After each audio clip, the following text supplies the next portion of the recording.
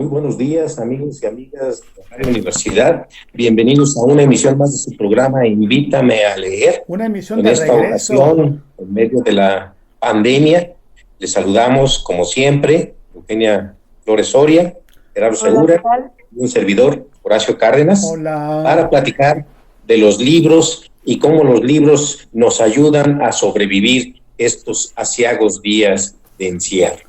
Hola, Bienvenidos. qué gusto, Eugenia. Qué gusto que estés aquí. Horacio, buenos días. Es un gusto escucharlos de nuevo. Sí, la verdad es que sí. Con tantos días que hemos tenido leyendo, y con quién lo comparto, con quién lo comento, con quién hablo. Entonces, sí. Gracias. Esa es la gran pregunta, ¿con quién lo compartimos y con quién platicamos de los libros? Claro. Y bueno, de todo lo que nos está pasando en este momento. Pero lo nuestro es los libros y pues por eso nos reunimos en estas ondas para platicar de ellos. Este es un programa grabado. ¿Cómo les ha ido de lecturas? Sí, déjame disculpar por no poner el teléfono a la consideración del radioescucha. Este es un programa grabado, lo estamos haciendo desde nuestras casas con mucho gusto. Gracias a Radio Universidad y a la universidad propiamente por permitir que continuemos nosotros en este trabajo que nos encanta. El de hablar de libros nos encanta, verdaderamente. Y empezamos con... Pues vamos directamente con las efemérides, si así lo disponen ustedes.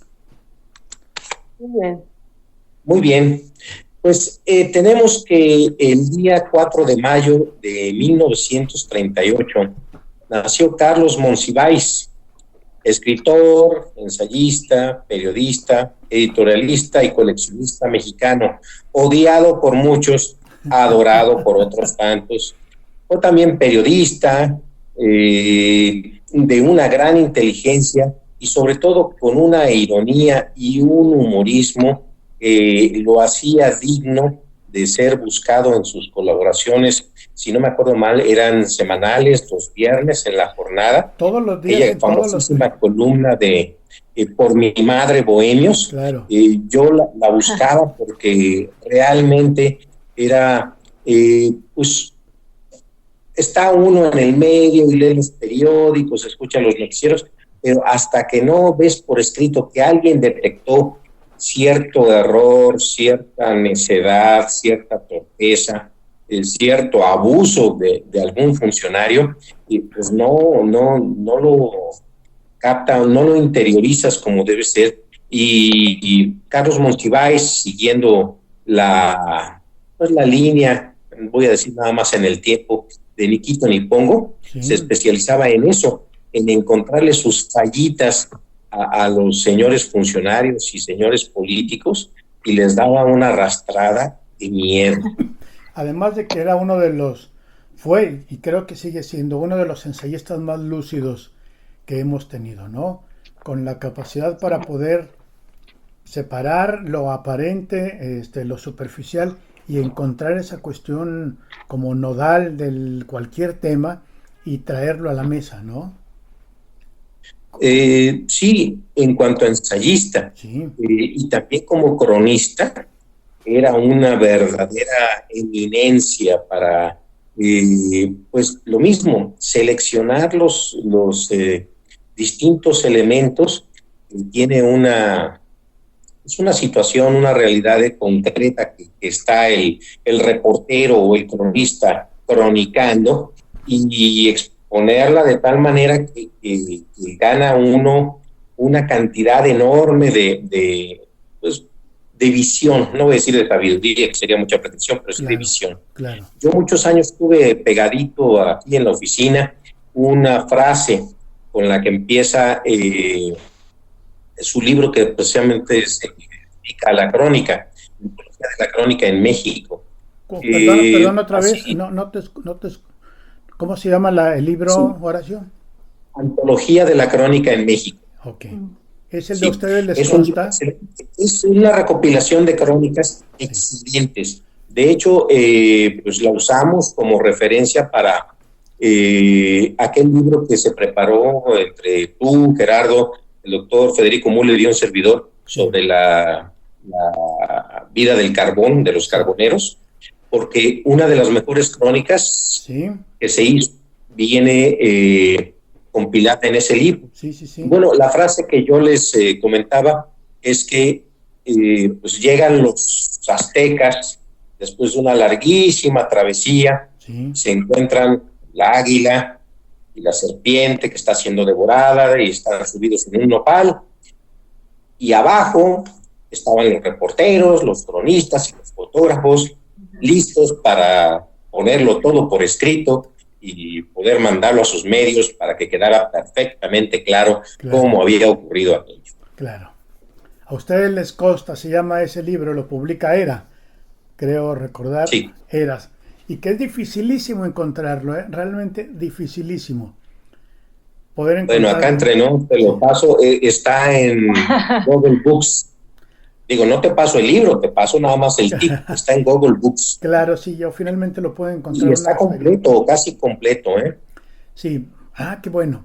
Y ahí viene la crónica esta a la que te refieres, es de José Revueltas, ¿no? Sí. Que es una De hecho, crónica también hay... bellísima. Sí. ¿Dónde? Okay. No, te digo que es una crónica bellísima la de José Revueltas.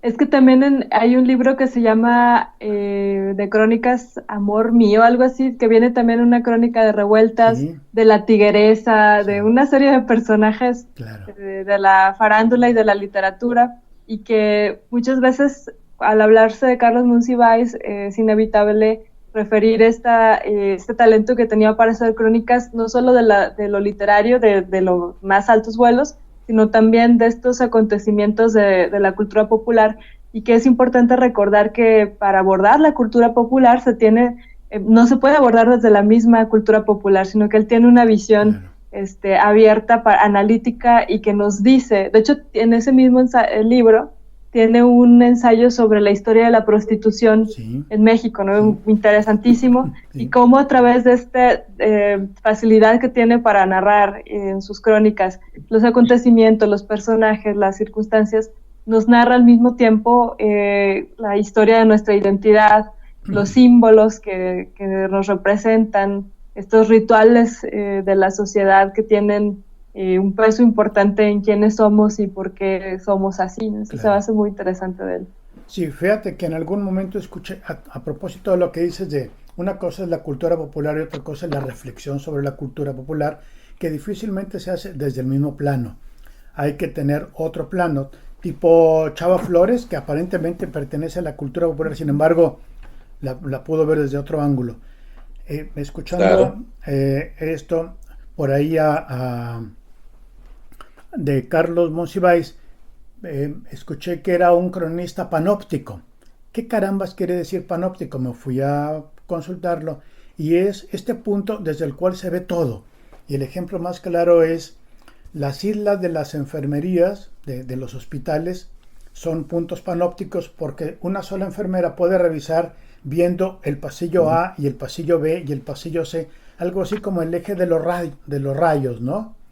Y creo que esto era un poco Carlos Monsiváis, porque desde su posición, digamos, en el mundo, podía hablar de luchadores, de pintura, de historia, de música, de prostitutas en este caso, de política.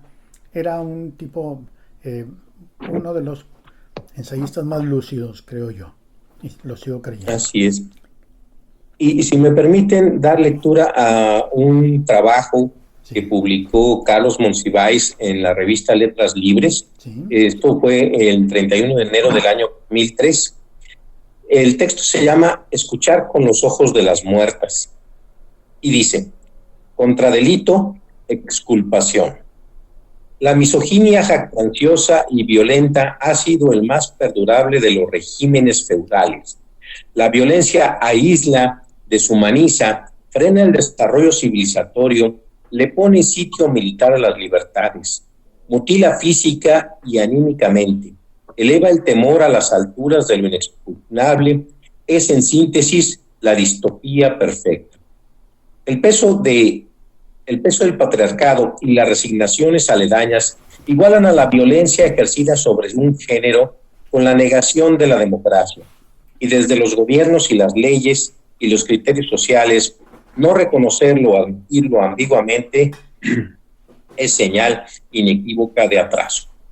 El límite de las libertades femeninas y para el caso masculinas, aunque con énfasis y proyección muy distintos, es el monopolio ilegal de la violencia. Así, la violación es jus prima note del machismo, se ha considerado natural por el razonamiento adjunto al derecho de pernada.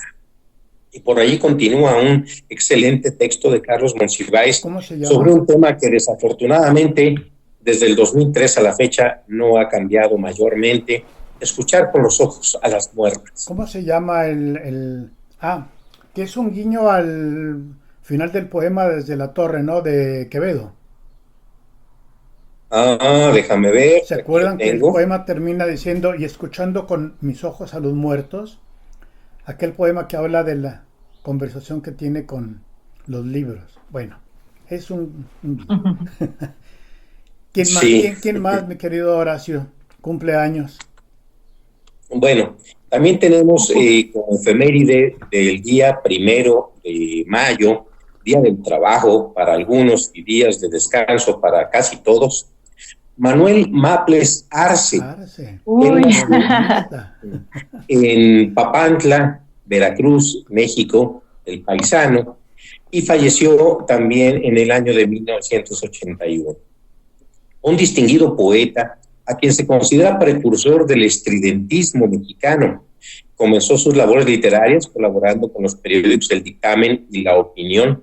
Al terminar sus estudios preparatorios, se mudó a la capital del país y comenzó su carrera literaria.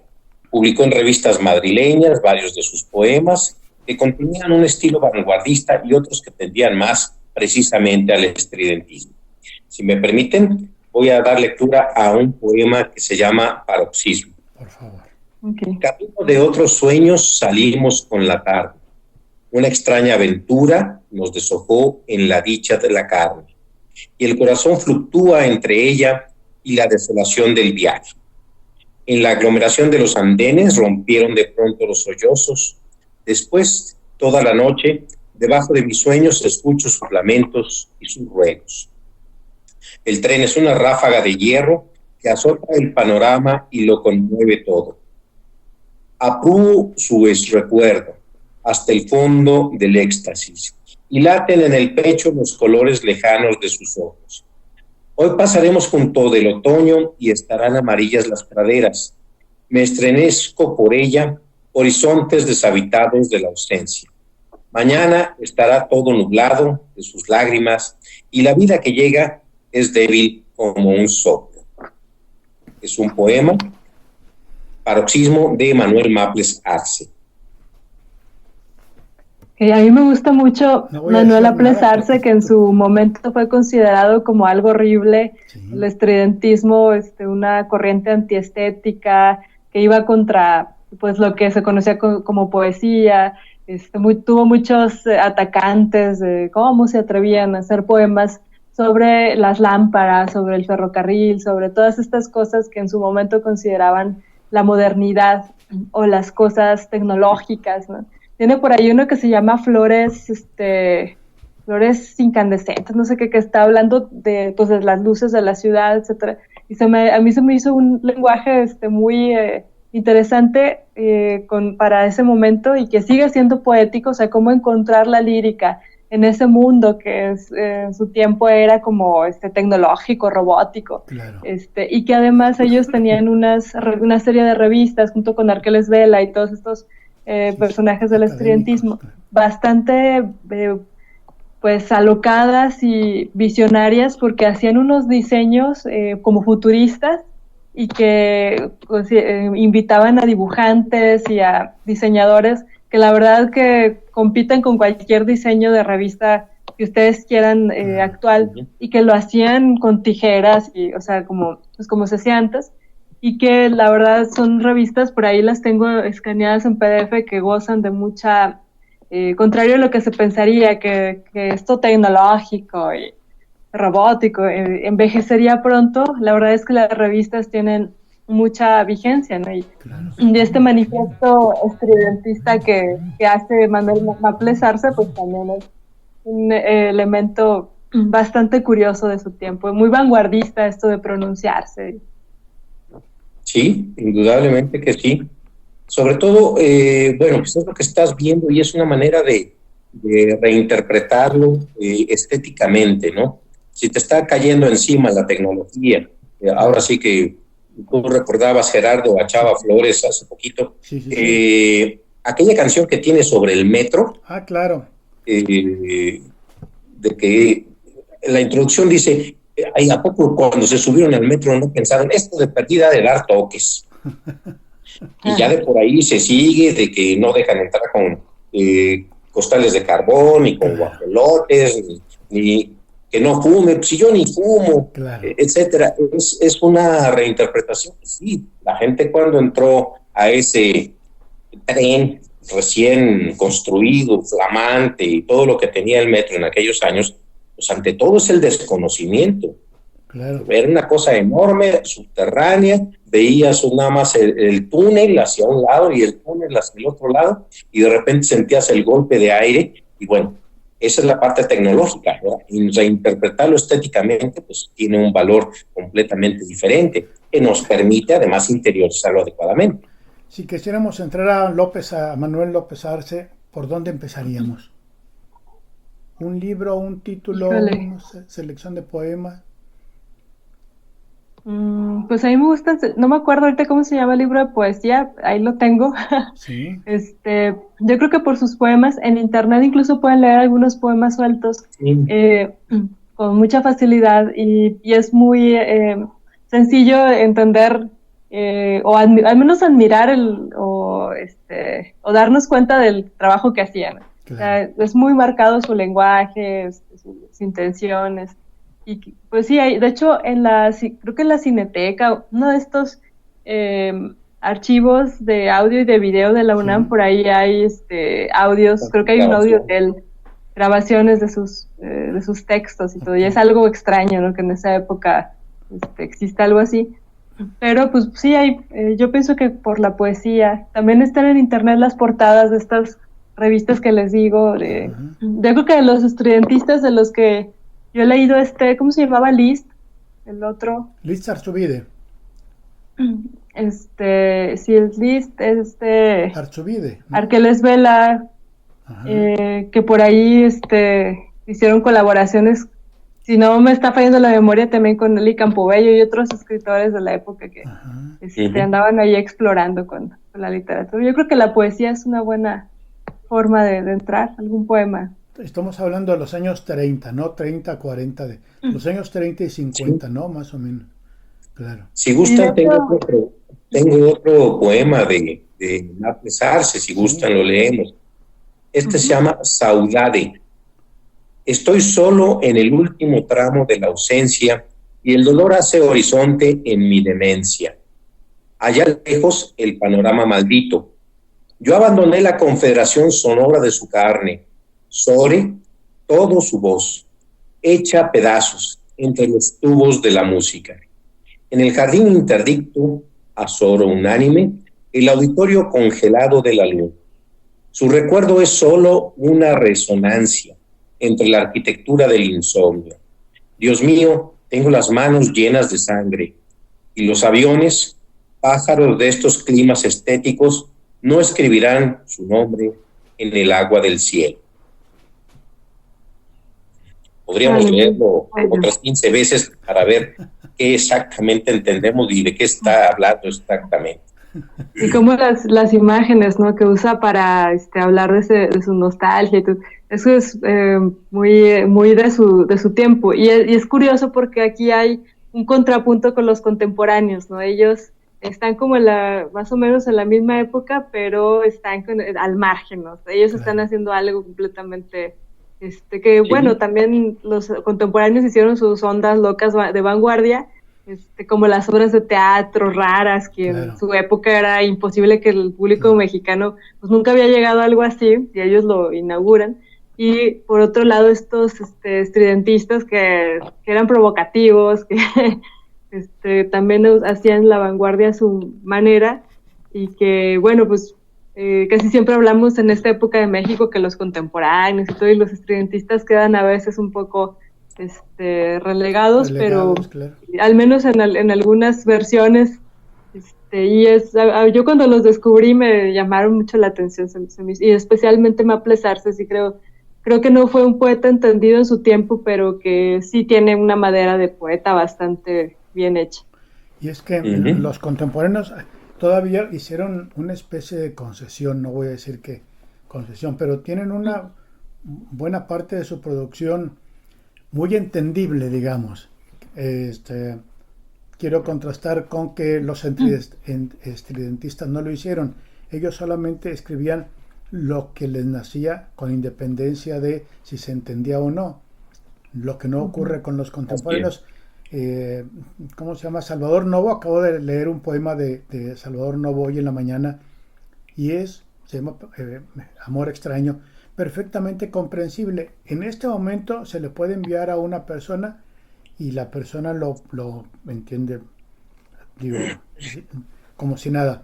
Que no es lo mismo que ocurre con ese que acaba de leer Horacio, ¿no? Que había que leerlo varias veces como para ver qué es lo que pasa. Ahora, imaginémonos hace 70 años.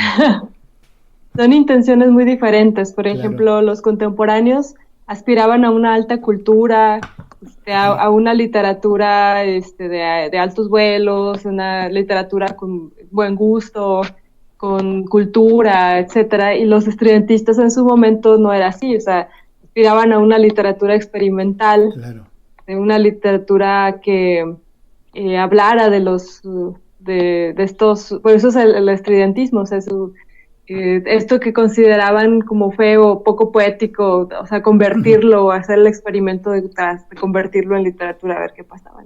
Son más experimentales en ese aspecto o sea, es un aspecto experimental de la vanguardia, aunque los contemporáneos también tuvieron su lado vanguardista y también exploraron con el lenguaje, con el teatro, que tenían una intención mucho más como de alta cultura, como más, no sé qué palabra usar, más refinado. ¿No? Más orientado a lo que se pretendía. Estamos haciendo poesía. Claro, alta cultura. Y los otros a lo mejor no sabíamos qué estaban haciendo. Los contemporáneos, a mí me llamó mucho la atención unas cartas que le hace Villaurrutia a Salvador Novo, ¿no? Y le dice, estoy estudiando acá en New Haven, y pues en la universidad creo que de Yale, y dice, y tú tienes libros más refinados de teatro de siglos de oro que los maestros de aquí, le dice. Entonces, eso es como la postura, ¿no? De que nosotros hacemos alta literatura, nosotros tenemos las lecturas, tenemos la cultura, entonces es una intención más pretenciosa, más de hacer una literatura pues de una calidad importante, ¿no? Así como México, un poco parecido a esta intención que muchos años atrás tuvieron los modernistas, de decir, en México también se puede escribir, también leemos a los franceses, también tenemos cultura, no nada más se va a escribir ahí de los pobres que andan ahí, sino también vamos a hablar del color azul y de los cisnes. ¿No? Ya llegan los contemporáneos loquillos y que se pelean luego con los modernistas y rompen, como suele ser en el siglo XX, rompen una tradición. Yo decía Octavio Paz, la tradición de la ruptura, rompo esa tradición, inauguro esta otra, y pues obviamente yo creo que decía Octavio Paz que son los contemporáneos, son los primeros poetas como maduros, profesionales, los grandes poetas de México, ¿no? No significa que los anteriores no lo hayan sido, claro que hay grandes poetas, pero acá ellos alcanzan una madurez. Y los estridentistas, como que este lado de exploración vanguardista siempre ha sido un poco delegado, así como medio mal visto, ¿no? Todavía muchos años después. Te va a venir a jalar las patas hoy en la noche Díaz Mirón por andar diciendo eso de los modernistas, vas a ver. De hecho se pelearon porque ellos hicieron los contemporáneos hicieron una antología y no pusieron a ¿cómo se llama? El de Tuérzale el cuello al cisne, Enrique González Martínez. Entonces, ¿cómo? Si era el gran poeta de la época, y se hizo un relajo, o sea, porque no lo incluyó estos huercos quienes se creen, para o para decir que, por ejemplo, Manuel Gutiérrez Nájera, pues que no era tan, o sea, que había sido el gran hombre culto, que inauguró las revistas del modernismo. Entonces sí fueron irreverentes al principio con su tradición, sí, pero bueno, luego ya no queda más que reconocerla. Se peleaban entre ellos. Porque sí hubo grandes poetas. Claro. Sí, y el modernismo tiene poetas, por ejemplo, Díaz Mirón es un gran poeta con una versatilidad curiosa, o sea, sonora, hacía unos poemas de unos sonetos perfectos, pero también escribió Mamá soy Paquito. Entonces, o sea, es muy curioso, ¿no? Y bueno, además como diputado andaba armado, hay que recordar eso, y estuvo preso por haber matado, sí, era como, claro. Perdón. Y Gutiérrez Nájera a mí me impresiona mucho porque a los 14 años ya se lo peleaban los periódicos de su época porque hablaba griego, latín, francés, y que pues tú lees sus ensayos del modernismo donde él defiende lo que cree o lo que piensa que es la poesía, el arte, la cultura, y era un tipo, una cultura completamente impresionante para su época y las condiciones que tenía, y que era un gran poeta. O sea, a mí me gusta mucho como poeta, no solo este poema de la duquesita Hoff, ¿no? Andale, que inaugura que dice, mientras demoro fresa tras fresa, en una charla de sobremesa y no sé qué, y el duque Bob, bueno, ese que tiene todos estos modismos en francés que tú lo lees y parece que es un poema que alguien acaba de hacer, ¿no? Así muy, muy curioso. Pero también tiene estos poemas de morir y joven antes que ¿qué dice el poema antes que no sé qué, la febril corona que nos traicione? Entonces es un poema y que muere a los 36 años o algo así, muy joven, como ¿cómo se llama? El de la Suave Patria, hoy ando muy... López Velarde. López Velarde, ¿no? Claro. Que es uno de mis poetas favoritos, Ramón López Velarde, que él es la culminación de un momento del modernismo y el inicio de los contemporáneos, está en medio de estos, y que, bueno, los estudiantistas también absorben esa tradición, o sea, y la rompen o tratan de romperla con más ganas, pero no pueden negar que está la influencia y el camino que abrieron los modernistas para la cultura en México, que eso es absolutamente imprescindible. Claro, innegable. Para la literatura, claro. Bueno, nos vamos a una pausa y regresamos inmediatamente con la historia de un poema. En un momento regresamos. Pues ya estamos aquí en Historia de un Poema y hoy voy a compartir un poema que ya he dicho ahí por las redes, pero quiero insistir con este poema. Muy bien. La historia es sobre Clementina Suárez, que es una poeta peruana, nacida en 1900 y muere en 1991. La historia de ella es bastante curiosa porque fue una mujer que pues nace en un momento donde estaban las vanguardias, toda esta discusión sobre la libertad, y era una mujer guapa y que aparte apasionada, tenía y poeta, o sea, como todos los poetas, tuvo una vida intensa, y pues la sociedad de su tiempo no se lo perdonó. ¿Qué nacionalidad, Eugenia? ¿Qué nacionalidad dijiste? Ella es de Perú, es una escritora peruana. Ajá. Y ella tuvo muchos amores con algunos artistas, tuvo 2 hijas fuera del matrimonio en esa época y de diferente padre, y era algo así como imperdonable, ¿no? Claro. O sea, la tachaban.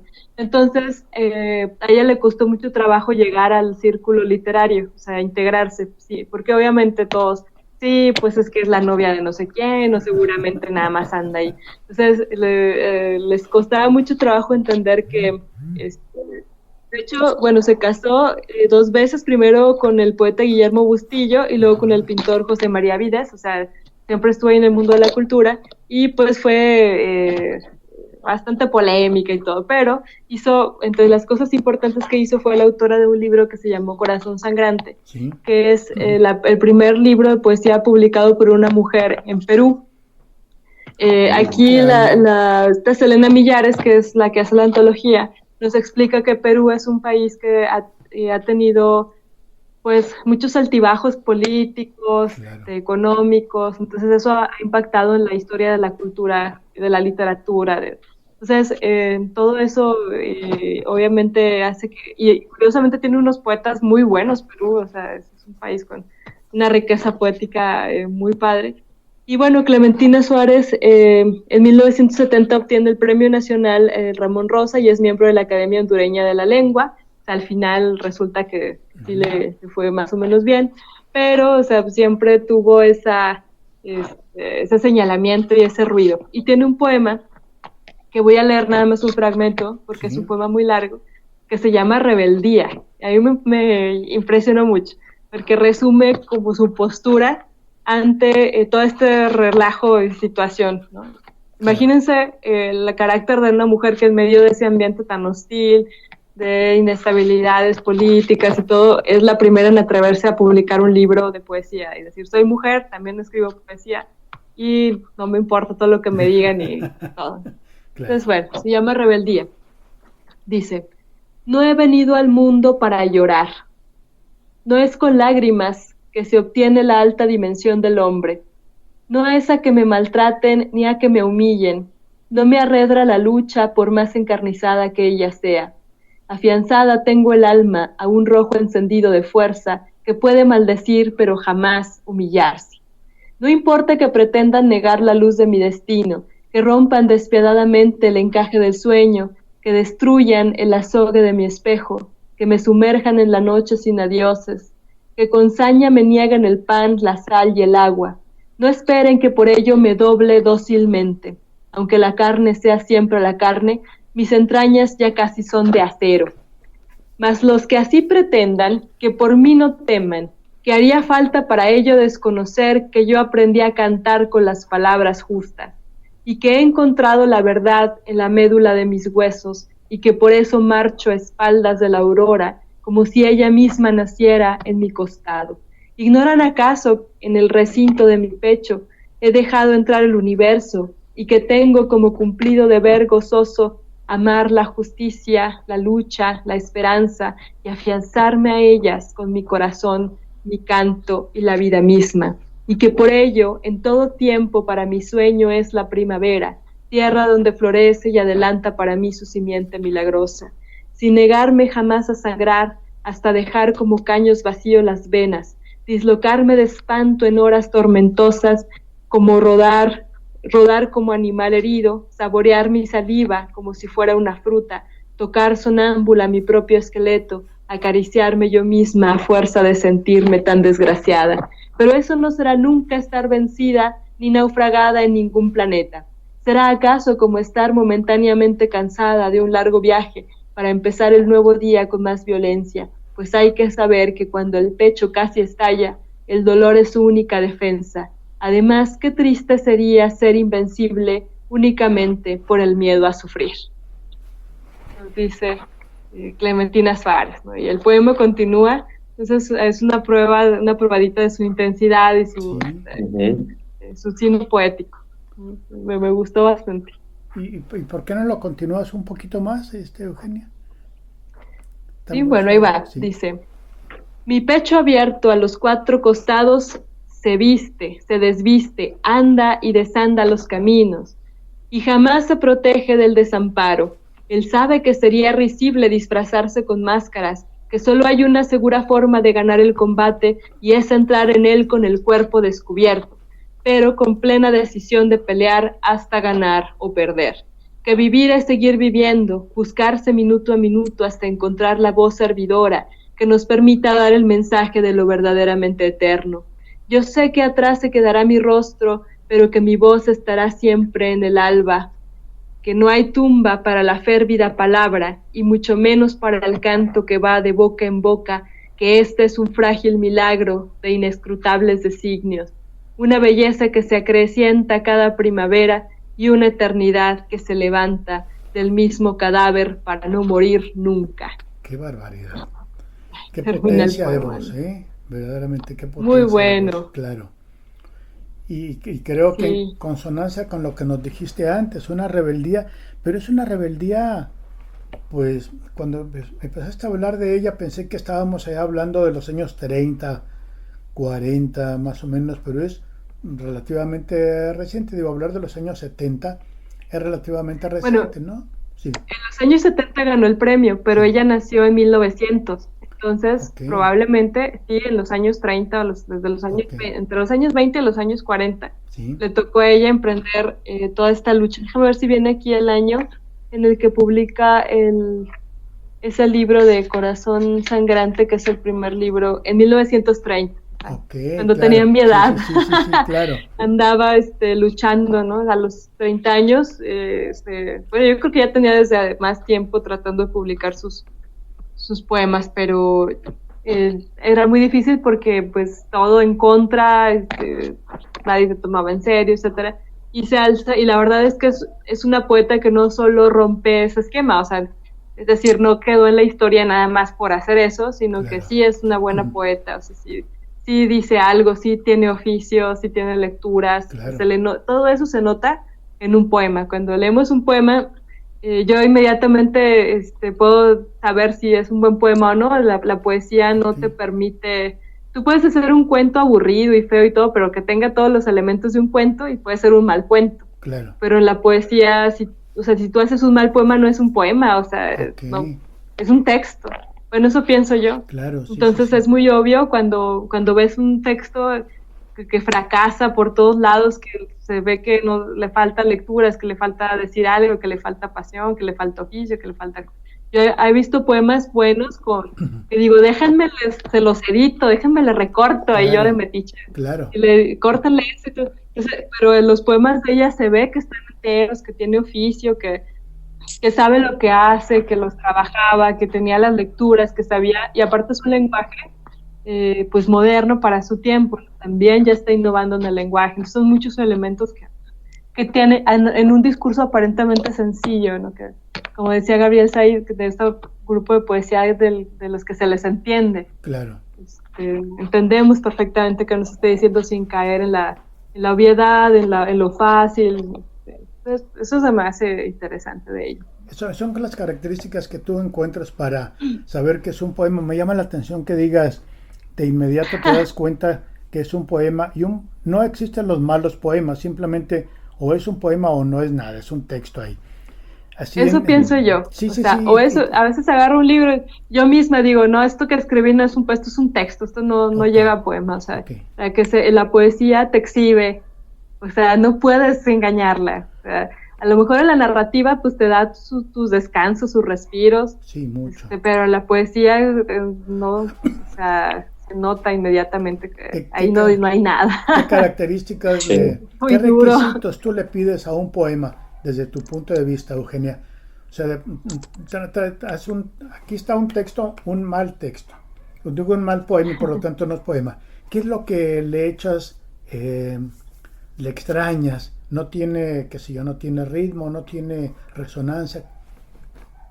Pues pasa? Bueno, lo que yo leo técnicamente es decir, no hay imágenes, o son imágenes que fracasan, ¿no? Por ejemplo, el otro día leí un poema que decía, y en tus tripas, el jugos con los que hago unos tacos de quién sabe, y yo, ¿qué? O sea, no estás diciendo, son imágenes que fracasan.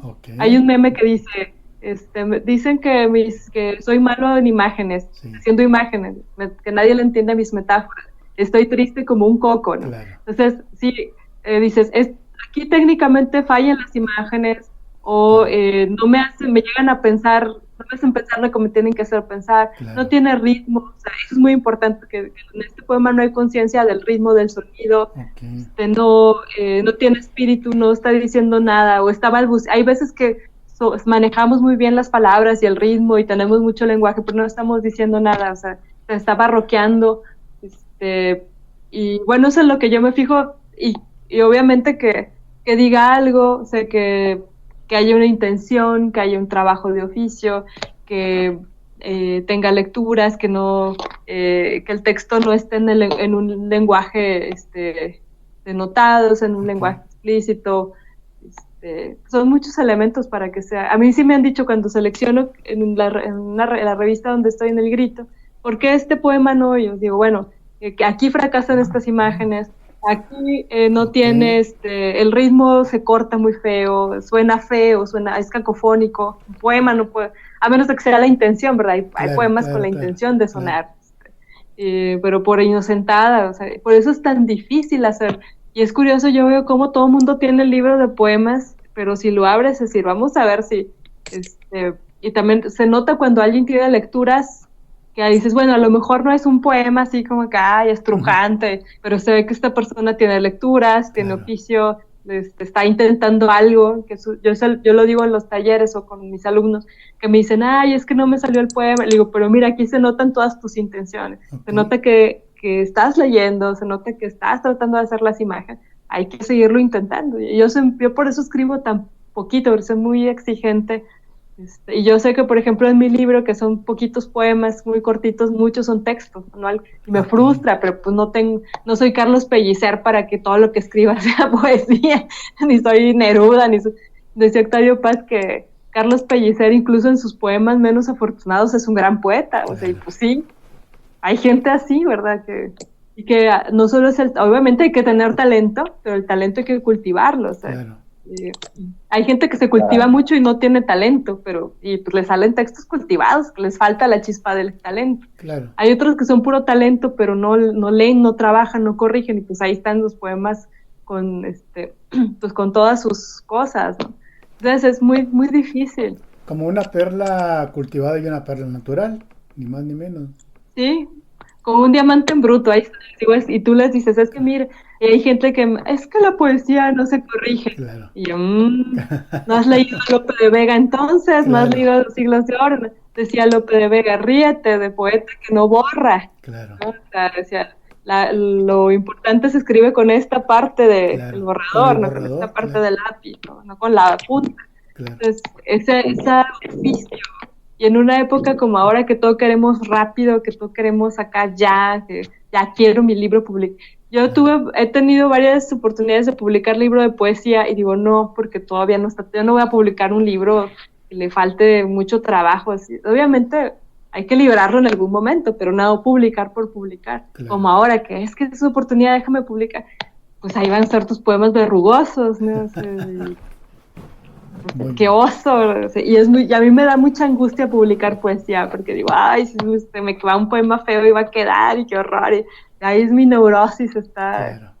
Entonces, pero digo, es una neurosis a lo mejor en el periodismo sí me relajo, o sea, digo, bueno, no todo es perfecto, o sea, lo escribes rápido, pero no puedo hacer eso con los poemas. Claro. Oye, Horacio, un día vamos a invitar a una persona para que nos cuente la historia de un poema, pero que sea un poema de Eugenia. Que nos hable de Eugenia, así como Eugenia, y de su poesía. Así como Eugenia porque ella es demasiado crítica de sí misma. Sí, es que no te perdonas nada.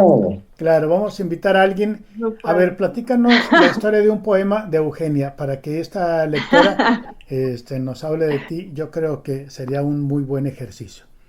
Bueno, Eugenia, es que como lectora soy muy, dicen que soy muy fea, muy, así.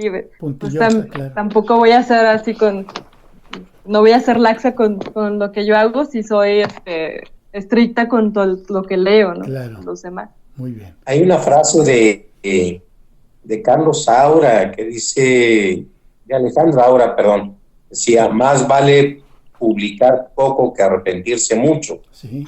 Pero creo que tú pecas de lo contrario. De perfeccionista, sí. Pero vamos a invitar a alguien. Algún momento, vas a ver, Eugenia. Entonces vete preparando un día que te digamos, no hay programa, discúlpanos, no hay programa. Y en realidad viene una persona a hablar de ti. Bueno, gracias. Vamos a Pasionaria. Para esta sección de Pasionaria le pedimos a nuestra amiga compañera Dalia Reyes. Ella es periodista, ella está coordinando en la Facultad de Ciencias de la Comunicación de nuestra universidad la especialidad de periodismo. Justamente ha realizado una larga labor, tanto como periodista y específicamente como periodista cultural. Y Dalia nos comparte en esta sección de Pasionaria lo que está leyendo en este momento, y es lo siguiente. Pues ahí estuvo Dalia. Muchas gracias a Dalia una vez más por estar con nosotros. Amigos, ¿tenemos algo que agregar en los minutitos que nos quedan? Horacio, Eugenia. Bueno, pues ahora sí que mi recomendación es que no seamos demasiado exigentes con nosotros mismos. Ahora, estos días de pandemia nos han dado la oportunidad de tener mucho tiempo en nuestras manos y muchos, así como somos, así como es Eugenia, nos exigimos demasiado. Es que debería estar escribiendo, es que debería estar leyendo tantos y tantos libros. Pues no, si no estamos de humor para ello, difícilmente lo vamos a lograr. Claro. Entonces, si yo tenía la intención de leer mis 100 hojas diarias de lunes a lunes, pues tengo que conformarme con 70.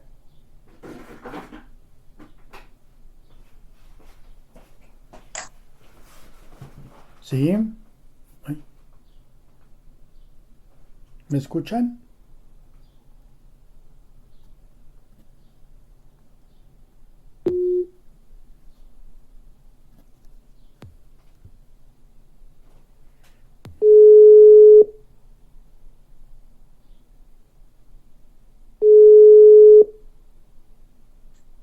Se cortó, pero bueno, no importa ahorita que se conecte Horacio.